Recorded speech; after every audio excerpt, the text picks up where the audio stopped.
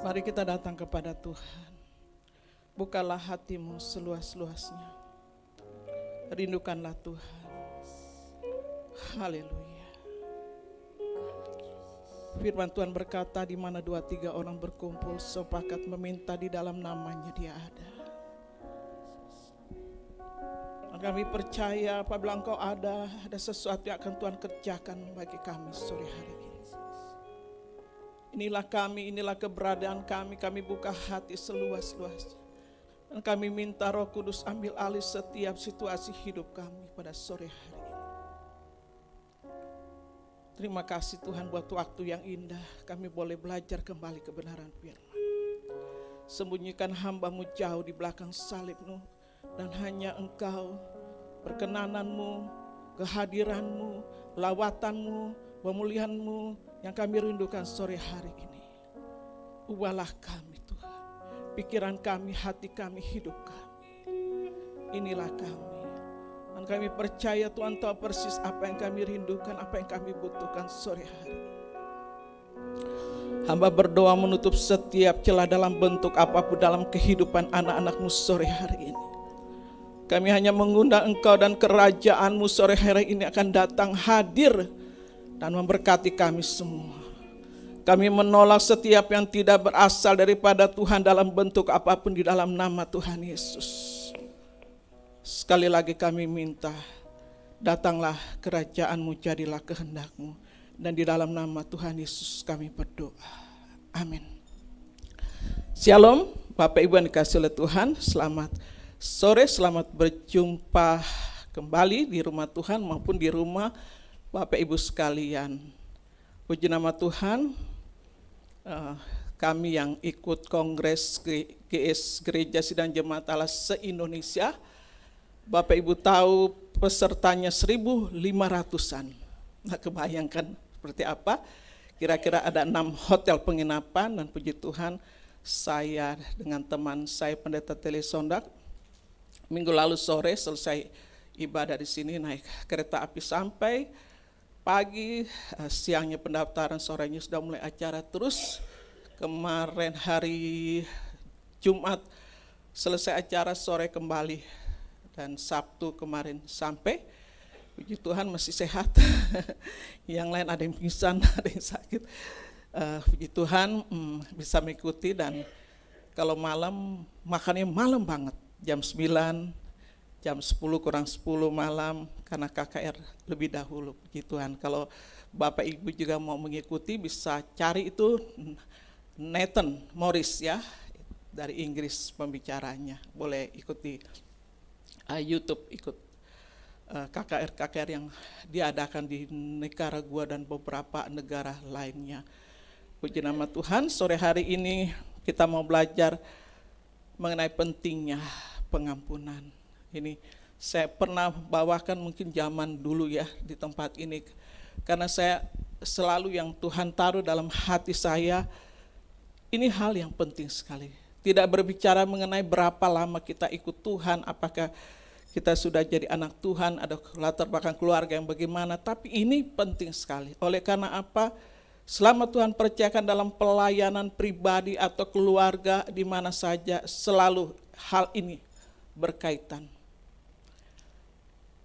Yang saya alami, ada anak yang masih, ya boleh dikata dia masih remaja, dan saya diminta untuk mendoakan. Waktu itu di RSPAD. Bayangkan dia sakit yang tidak biasanya, demam berdarah udah lebih dari 5 hari. Dan Tuhan memberikan hikmat.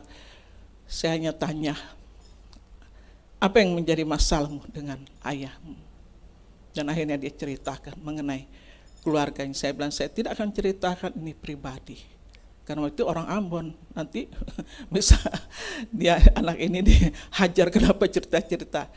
Tapi setelah didoakan dia mengalami. Yang pertama saya tawarkan, apa engkau sudah percaya terima Tuhan Yesus sebagai Tuhan Juru Selamat? Kalau sudah, kalau belum saya bimbing, kemudian melepaskan pengampunan.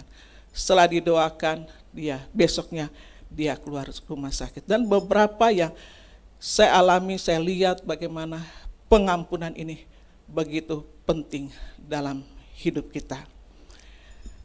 Di dalam ayat Lukas 6 ayat 37 bagian akhir dikatakan, Yesus menyatakan prinsip ampunilah maka kamu akan diampuni. Di dalam Matius 6 ayat 12 dalam doa Tuhan mengajarkan ampunilah kami akan kesalahan kami. Ayat 14 dan 15 di situ dikatakan karena jikalau kamu mengampuni kesalahan orang, Bapamu yang di sorga akan mengampuni kamu juga, tetapi jikalau kamu tidak mengampuni orang, Bapamu juga tidak akan mengampuni kesalahanmu. Berarti tidak mengampuni tidak akan diampuni. Berkali-kali pesan ini disampaikan, Tuhan mengharapkan kita untuk apa? Untuk bersedia mengampuni orang lain sama seperti Dia bersedia mengampuni kita. Kita sering mendengar ya, orang suka mengatakan, saya dapat mengampunimu, tapi saya tidak dapat melupakan perbuatanmu. Hal itu berarti bukanlah pengampunan.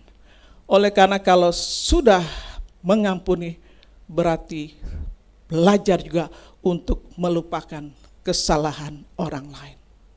Hal mengampuni bukan soal dia salah, saya benar, atau saya salah, dia benar, bukan. Tapi saya belajar untuk selalu katakan bahwa kalau kita sudah menjadi anak Tuhan, kita harus belajar mempraktekkan yang namanya kebenaran firman Tuhan. Bukan salah atau benar, tidak. Tapi belajar untuk melepaskan pengampunan. Karena tidak ada untungnya kita menyimpan sakit hati. Akhirnya nanti sakit, bukan benar ya, ada banyak kepahitan, banyak hal-hal yang simpan, padahal orang itu senang-senang saja, kitanya yang sakit hati, kita menyimpan kepahitan, kita menyimpan kesalahan orang lain, kita yang rugi. Orang itu bebas, mana dia senang-senang, dia makan enak, tidur enak, kitanya yang mengalami sakit. Nah, apabila kita masih memendam, menyimpan terhadap mereka yang bersalah kepada kita, hal ini sekali lagi saya katakan bukanlah pengampunan. Nah, mengapa pengampunan itu begitu penting? Pengampunan itu begitu penting oleh karena apa? Ada 3 hal yang saya ingin ingatkan kepada Bapak Ibu Saudara.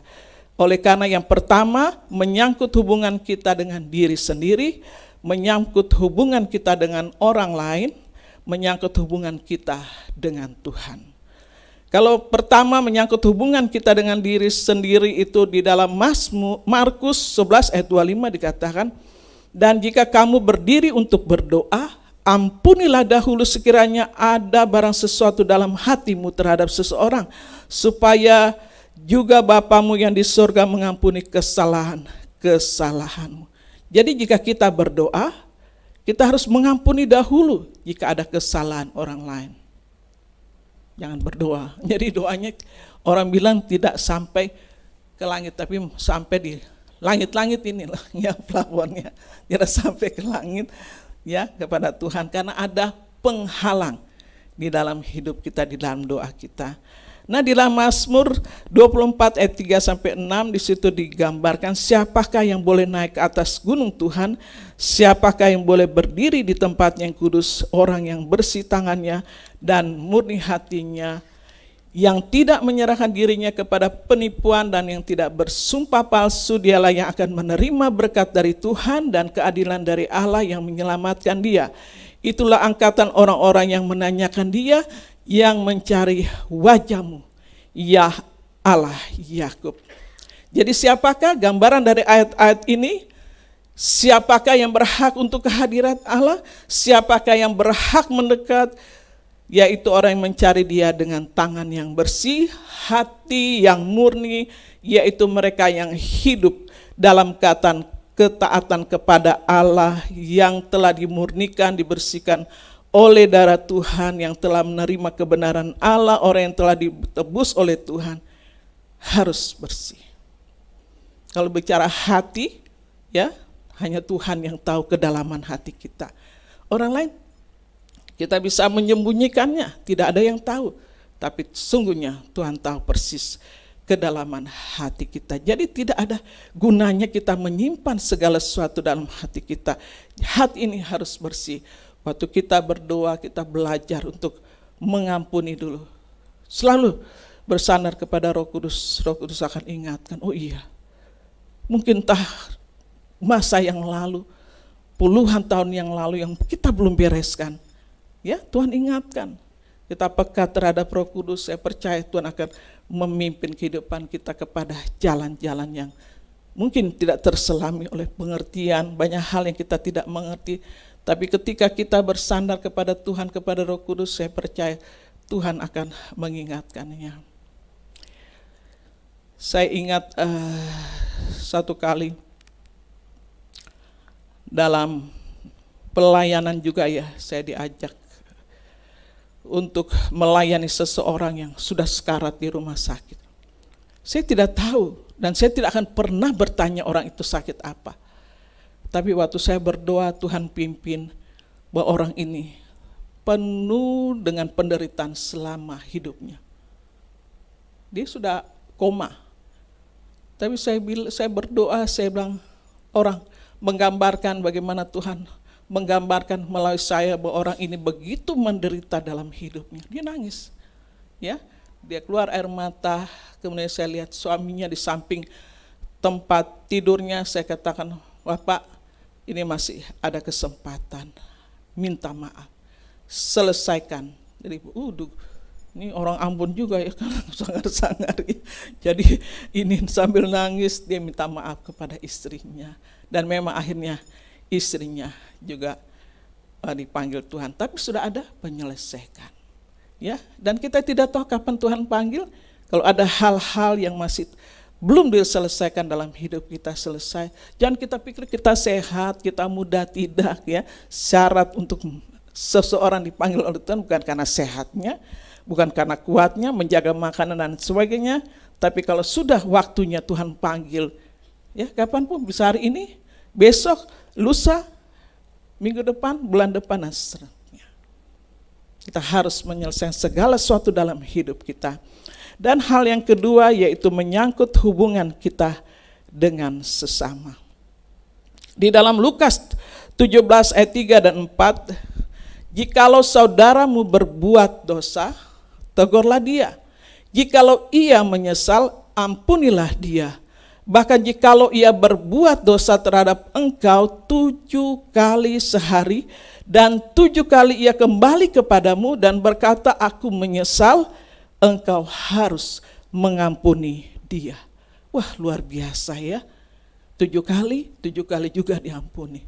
Terus kalau dia datang lebih dari itu, wah, kita manusia sekali aja, okelah sekali ya, enggak 2 kali, 3 kali, terus-terusnya 7 kali. Ini menggambarkan bahwa pengampunan itu tidak ada batasnya. Sebagaimana Tuhan tidak pernah memperhitungkan segala sesuatu dalam hidup kita, hal yang sama juga kita lakukan dalam hidup kita. Kita harus tegur dengan penuh kasih karena kita mengasihi. Jangan sampai dia masuk ke dalam jurang kebinasaan. Kemudian juga kalau ia dikatakan, kalau ia berbuat dosa terhadap engkau 7 kali sehari, dan 7 kali ia kembali kepadamu dan berkata, aku menyesal, engkau harus mengampuni dia. Tidak ada hal yang lain. Di dalam 1 Yohanes 4 ayat 20 dikatakan, jikalau seorang berkata aku mengasihi Allah dan ia membenci saudaranya, maka ia adalah pendusta. Karena barang siapa tidak mengasihi saudaranya yang dilihatnya, tidak mungkin mengasihi Allah yang tidak dilihatnya. Jadi firman Tuhan ini jelas sekali bagi kita. Kalau kita bilang kita mengasihi Tuhan, kan nggak kelihatan, tapi kita membenci saudara, entah teman, keluarga, atau siapapun yang kelihatan. Jadi nol besar ya, nonsen, tidak mungkin. Untuk itulah sore hari ini dengan nasihat kebenaran firman Tuhan tidak ada alasan lagi. Selain menyangkut hubungan diri kita, tapi menyangkut juga hubungan kita dengan sesama, dengan saudara, dengan keluarga, atau siapapun itu juga. Karena kalau kita mengasihi Allah, dikatakan kita harus juga mengasihi sesama. Nah, hal yang terakhir yaitu menyangkut hubungan kita dengan Tuhan. Di dalam Matius 6 ayat 14 dan 15 di situ dikatakan, karena jikalau kamu mengampuni kesalahan orang, Bapamu yang di sorga akan mengampuni kamu juga. Tetapi jikalau kamu tidak mengampuni orang, Bapa juga tidak akan mengampuni kesalahanmu. Jadi ini berbicara hubungan kita dengan Allah Bapa. Nah, kita membutuhkan pengampunan dari sehari ke sehari. Namanya manusia selalu ingin hal yang baik, ya ujung-ujungnya tidak baik. Hal yang benar, ujung-ujungnya tidak benar. Selalu ada kesalahan, selalu ada kelemahan, selalu ada kegagalan dalam hidup kita. Tapi firman Tuhan mengajar kita selalu menjaga hubungan kita dengan Tuhan. Dan Tuhan tidak akan pernah menolak kita kalau kita datang kepadanya. Di dalam 1 Yohanes 1 ayat 9 dikatakan, jika kita mengaku dosa kita, maka Ia adalah setia dan adil, sehingga Ia akan mengampuni segala dosa kita dan menyucikan kita dari segala kejahatan. Tapi ini juga mengingatkan kita bahwa bukan berarti kita seenak-enaknya berbuat salah, seenak-enaknya berbuat dosa, toh Tuhan Maha Pemurah, Maha Pengampun. Tidak juga demikian, tapi kita terus belajar menjaga hubungan kita dengan Tuhan.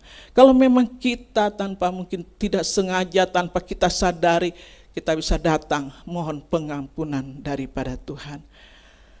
Kemudian di dalam Mazmur 37 ayat 8, di situ nasihat firman Tuhan yang baik sekali buat kita, berhentilah marah dan tinggalkanlah panas hati. Jangan marah, itu hanya membawa kepada kejahatan, ya. Marah apa dulu ya? Ada orang yang marah udah bablas, akhirnya dia dendam, dia bisa membunuh orang atau berkelahi.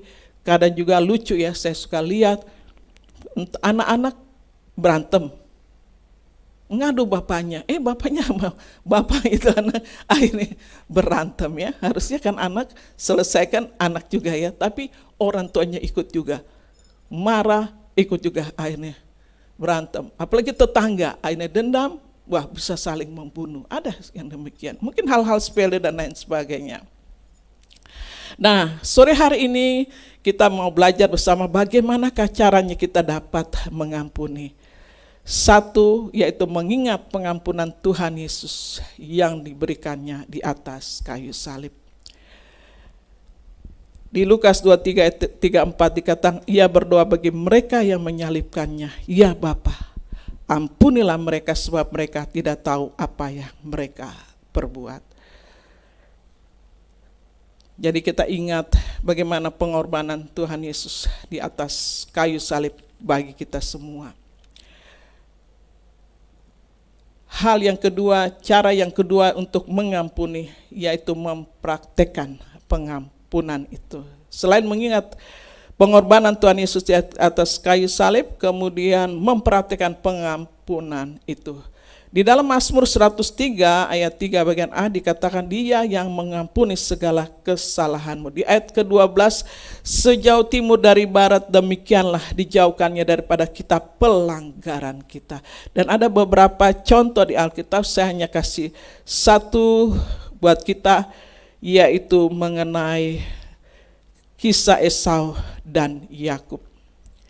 Di mana Yakub menipu kakaknya mengenai hak kesulungan dan pewaris kekayaan. Yakub menipu ayahnya dan juga kakaknya dengan mencuri berkat dari Esau. Dan ada kemarahan yang membara di mata Esau sehingga Yakub melarikan diri untuk bertahan hidup. Bertahun-tahun kemudian Esau mencari Yakub. Dia bawa 400 orang yang mengawal dia. Dan Yakub telah kehabisan tempat untuk bersembunyi, kecuali satu hal, ia telah mengalami perjumpaan dengan Tuhan yang mengubahkan kehidupannya dan ia menumbangkan kuasa pengampunan itu. Ketika pada akhirnya Yakub bertemu dengan Esau dan kumpulan orang-orangnya, Yakub merendahkan dirinya dan bersujud ke tanah sebanyak 7 kali di hadapan Esau untuk meminta pengampunan dan pendamaian. Ada sesuatu yang berubah atau berbeda dalam diri Yakub dan Esau mengetahuinya. Pengampunan yang mengalir dari Tuhan melalui Yakub benar-benar membanjiri hati Esau sehingga keduanya berdamai. Puluhan tahun ya, dia melarikan diri, tapi akhirnya ada satu yang hanya bisa ketika ada perjumpaan dengan Tuhan dan melepaskan pengampunan itu. Mari kita belajar mengampuni, melepaskan setiap kekecewaan, setiap sakit hati, kepahitan yang kita simpan pendam sekian lama. Dengan apa? Mengingat pengorbanannya di atas kayu salib. Dan kita mempraktikkan pengampunan. Inilah saatnya untuk kita belajar yang namanya mengampuni. Mungkin ada orang yang gak mau ya diganggu. Dia udah simpan rapat-rapat bertahun-tahun.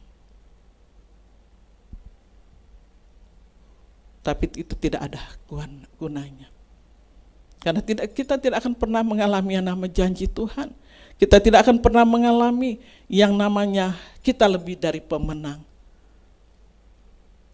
Biar sore hari ini, apapun itu, entah hari ini ada kekecewaan, kemarin ada kepahitan tahun yang lalu, berpuluh-puluh tahun yang lalu, kita belajar mengampuni siapapun itu. Kalau engkau anak, mungkin engkau kecewa perlakuan orang tuamu yang tidak adil. Kalau orang tua, mungkin anakmu tidak baik sikapnya terhadap engkau atau dengan kakak beradik. Dan Tuhan percayakan melayani orang-orang yang demikian. Wah, itu mereka mengalami yang namanya pemulihan dengan Tuhan, dengan diri mereka dan sesama. Enggak jauh-jauh kakak beradik. Nah, kita harus punya hati yang lembut. Kalau kita mengeraskan hati, tidak akan pernah ya menjadi benih yang ditanam oleh kebenaran firman Tuhan. Siapapun itu, sore hari ini secara pribadi engkau datang kepada Tuhan. Dalam sikap berdoa, kita mau menyanyi, mengampuni lebih sungguh.